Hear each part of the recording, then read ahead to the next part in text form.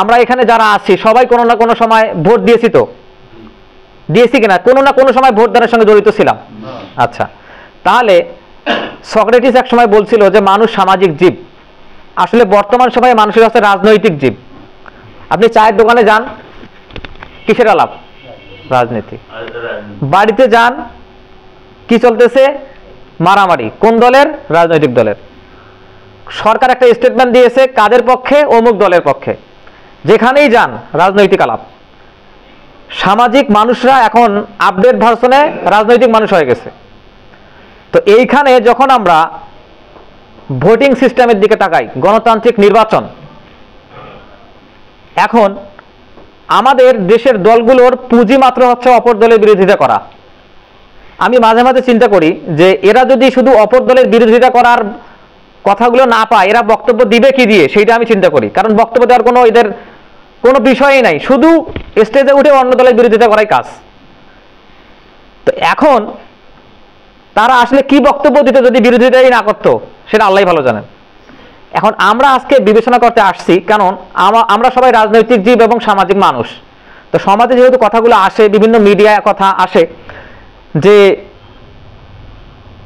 ভোটটাকে বলা হচ্ছে আমানত এবং গণতান্ত্রিক ব্যবস্থাকে বলা হচ্ছে রাসূলুল্লাহ সাল্লাল্লাহু আলাইহি ওয়াসাল্লামের সময়কার সেই সিস্টেমের কথার সঙ্গে তুলনা করা হচ্ছে। তা আসলে এটা আমানত কিনা, এটা আসলে রাসূলুল্লাহ সাল্লাল্লাহু আলাইহি ওয়াসাল্লামের সময়ে সাহাবীরা কিংবা খোলাফায়ে রাশিদিনের খলিফারা নির্বাচিত যেভাবে হয়েছেন সেই পদ্ধতি কিনা, এটা আমরা আজকে বিবেচনা করবো ইনশাআল্লাহ তাআলা।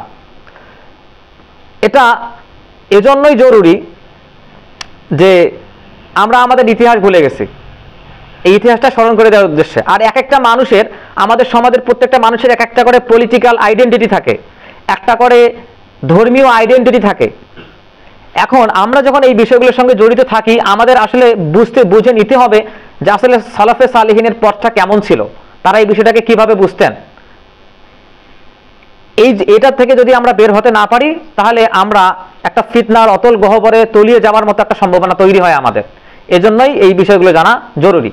তো এখানে এই সামাজিক ব্যবস্থাপনায় কিংবা পলিটিক্যাল যে ক্রিটিসিজম, এগুলো আসলে উঠে আসা দরকার। সেটা বিরোধিতার জন্য নয়, বরং আমরা যেন আমাদেরকে ভুল থেকে উঠিয়ে নিয়ে আসতে পারি, আমরা যেন জীবনের কোনো এক পর্যায়ে গিয়ে বুঝতে পারি যে এটা ভুল নাকি ঠিক। এজন্যই এই সোশ্যাল ক্রিটিসিজমগুলো জরুরি। তো আল্লাহ সুবহানাহু ওয়া তাআলার পবিত্র কোরআন থেকে আয়াত পাঠ করলাম এবং রাসূলুল্লাহ সাল্লাল্লাহু আলাইহি ওয়াসাল্লামের একটা হাদিস, সহিহ বুখারী থেকে 3671 নম্বর হাদিস। তো এই হাদিসে তিনি স্পষ্ট করে বলছেন যে তাকুনুন নবুওয়াতা ফীকুম মা শাআল্লাহু আন তাকুনা। আল্লাহ সুবহানাহু ওয়া তাআলা নবুয়ত ততদিন পর্যন্ত রাখবেন যতদিন তার ইচ্ছা। তারপর কি হবে? সুম্মা তাকুনু খিলাফাতান আলা মিনহাজিন নবুওয়া। তারপর রাসূলুল্লাহ সাল্লাল্লাহু আলাইহি ওয়াসাল্লাম যে পদ্ধতি সিস্টেম রেখে গেছেন, সেই পদ্ধতির উপরে, মানহাজের উপরে, মিনহাজিন নবুওয়া শব্দটা কিন্তু মিনহাজিন নবুওয়া, এখনো সেটা ইসলামী সিয়াসা বা কিংবা ইসলামী রাজনীতি যে, সেটাতে এই টার্মটাই ব্যবহার হয়, মিনহাজিন নবুওয়া। অর্থাৎ খোলাফায়ে রাশিদিন কিসের উপর প্রতিষ্ঠিত থাকবেন?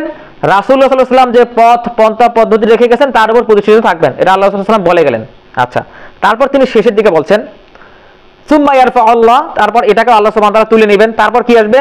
সুম্মা তাকুনু মুলকান আদান, তারপর আসবে রাজতন্ত্র। এখানে রাজতন্ত্রের কথাও কিন্তু বলা আছে। আচ্ছা, এই বিষয়গুলো আমরা বিবেচনা করব। তারপর দেখা গেল রাসূলুল্লাহ সাল্লাল্লাহু আলাইহি ওয়াসাল্লামের ওফাতের পরে 2 বছর আবু বকর রাদিয়াল্লাহু আনহু ক্ষমতায় থাকলেন খলিফা হিসেবে, 10 বছর ওমর রাদিয়াল্লাহু আনহু, 12 বছর ওসমান রাদিয়াল্লাহু আনহু, তারপরে 5 বছর হচ্ছেন আলী রাদিয়াল্লাহু আনহু এবং 6 মাস হচ্ছেন হাসান রাদিয়াল্লাহু আনহু। এনারা রাসূলুল্লাহ সাল্লাল্লাহু আলাইহি ওয়াসাল্লাম যে ভবিষ্যৎবাণী করে গেছেন যে খেলাফত 30 বছর পর্যন্ত অধিষ্ঠিত থাকবে, এনারাই 30 বছর পূরণ করেন।